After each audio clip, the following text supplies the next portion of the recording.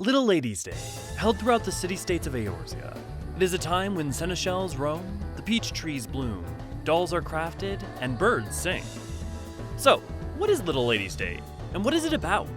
As always, to understand the present, you have to understand the past. So let's cover that favorite of all topics, history.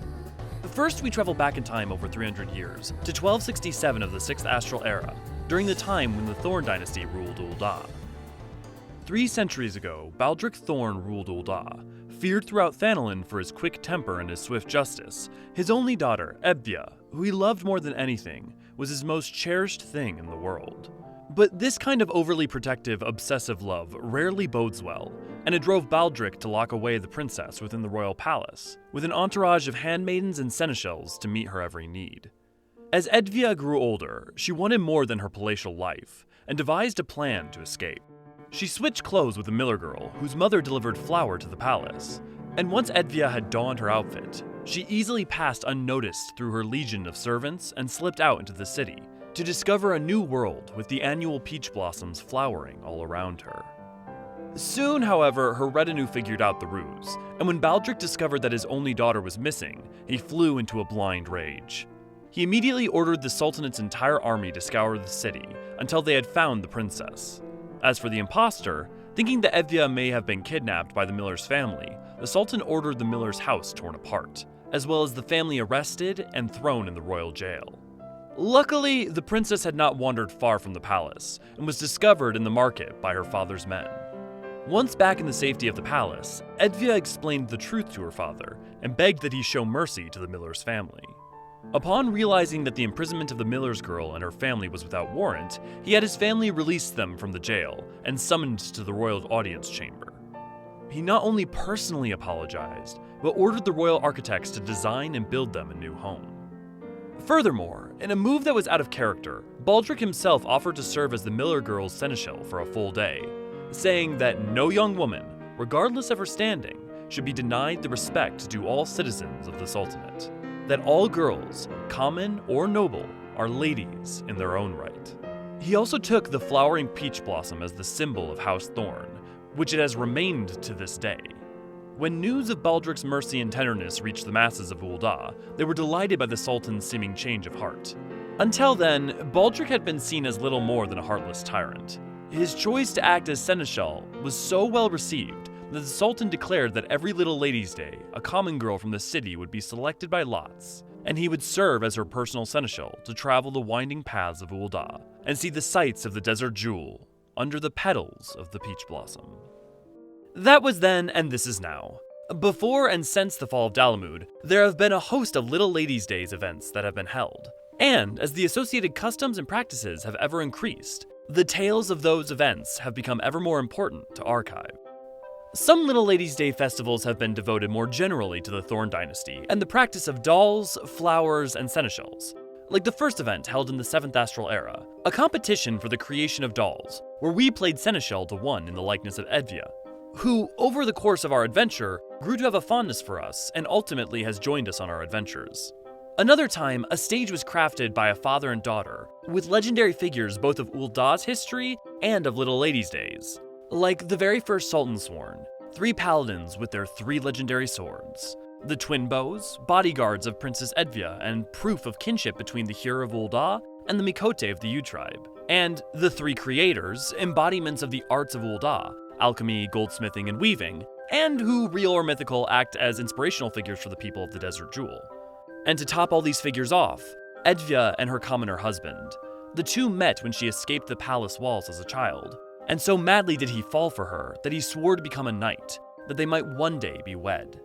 After years of effort, he succeeded, and Edvia was so moved by his heart and determination that she broke with tradition and begged her father to consent to their marriage. Historians say that, fully aware of his daughter's rebellious streak, Baldric consented with a smile.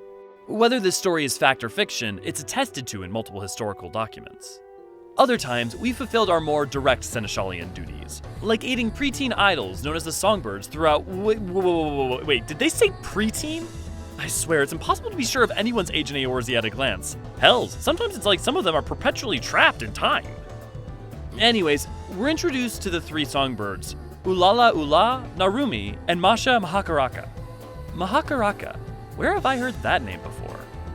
When we first make their acquaintance, we're roped into helping them raise their stardom and step out from under the shadows of Ul'dah's prior famed songstress, Flamine Kesh. The next time, we help them find their way to their own performance after they got lost, and help them acquire their costumes. And the final time, we merely cheer the songbirds on with glow sticks. As well as discover a woman who needs help finding her lost jewelry and longs for someone to be her seneschal for a date. Both things we gladly aided in. Only to discover that she was in fact the ghost of a woman who died many years ago, alone, during a Little Ladies' Day festival. Final Fantasy XIV, why do you always have to break my heart? The most recent festivals have seen the return of some figures, but the most important lady we have served as seneschal to is Alditha, Thorn, inheritor to the Thorn legacy.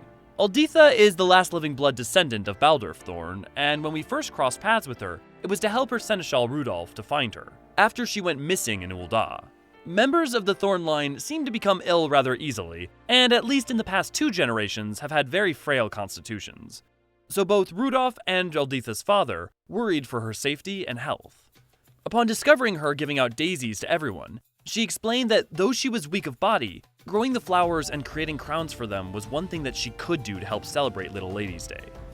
She explained that the reason she used daisies rather than her house's symbol, the peach blossom, was due to a story of Baldric Thorn. On one year that Baldric acted as a seneschal to a girl of Ul'dah, the little lady presented him with a bouquet of daisies to thank him for his service, rather than the traditional, albeit expensive, peach blossoms.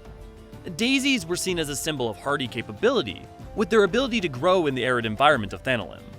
They were also a symbol of the common folk and seen as a pauper's flower, so every witness to the gift was uncertain how Baldric might respond. Knowing how hard the girl had worked to pick them, the Sultan gladly accepted the daisies and had his attendants fashion them into circlets. Removing his own royal crown, he placed one on his head and another on hers, and said smiling, "We're the same, you and I." Ever since, the Thorn family has considered daisies to be a symbol of happiness. Another time, we aided Alditha, bringing the festivities of Little Ladies' Day to children too sick to go out and experience the fun. And the times after that, we did things like deliver the same kids sweets, love letters to the songbirds, and help put on a stage performance with Little Ladies' Day's themed fashion shows. Most recently though, we met up with Alditha one more time to discover the truth of an ancient Thorn folding fan. It was said to be a replica of one that had belonged to Edvia herself, and matching her rebellious streak in her youth, Edvia, instead of using a fan to cover her face in modesty, used it to perform an impromptu dance that came to be known as the Little Ladies' Dance. When Alditha asked her father to tell her more about the fan, he refused to explain its history in the more recent years of the Thorn household. So instead, we aided Alditha in discovering the truth behind it. We found that it had been her mother's, who had been similarly weak of constitution, and who had passed away soon after Alditha's birth. We also discovered that her mother had used the fan to mesmerize the people of Ul'dah with the Little Ladies' Dance, and to bring wonder to the crowds, but at the cost of her own vitality. Realizing that her father had kept the truth from her to protect her, just as Baldric had attempted to protect Edvia all those years ago, Alditha resolved to still do what she could to bring joy to the people of Ul'dah. We helped her to find people who might teach her the art, and she performed the Little Ladies' Dance as her mother before her, causing her father to see the same strength of spirit in Alditha as he had in her mother all those years ago. He let go of his fears, and decided instead to let his daughter forge her own way to a better tomorrow. And that's been an overview of the past and present of Little Ladies' Day, one of the surprisingly more deep and interesting holidays of Eorzea. From Edvia to Alditha, and every songbird in between, its flower-filled fun has been a wonderful staple of the Eorzean year. But perhaps you want to know more? Curious to learn more about the Thorn dynasty, and why Nanamo's family weren't the rulers at the time of Little Ladies' Day's creation? Well, come check out some of our other content, like our lore talks. With all that said, I've been Eorzean. Stay safe, archons. And thanks for watching. Hey all, thanks for watching. If you enjoyed this video, praise the 12 by giving it a like and comment, or by subscribing. It goes a long way to helping the channel. Don't forget, new videos every week, and if you want to engage with us further, why not check out our Discord and Patreon in the link below and become a part of our community. With that said, see you around, fellow archons.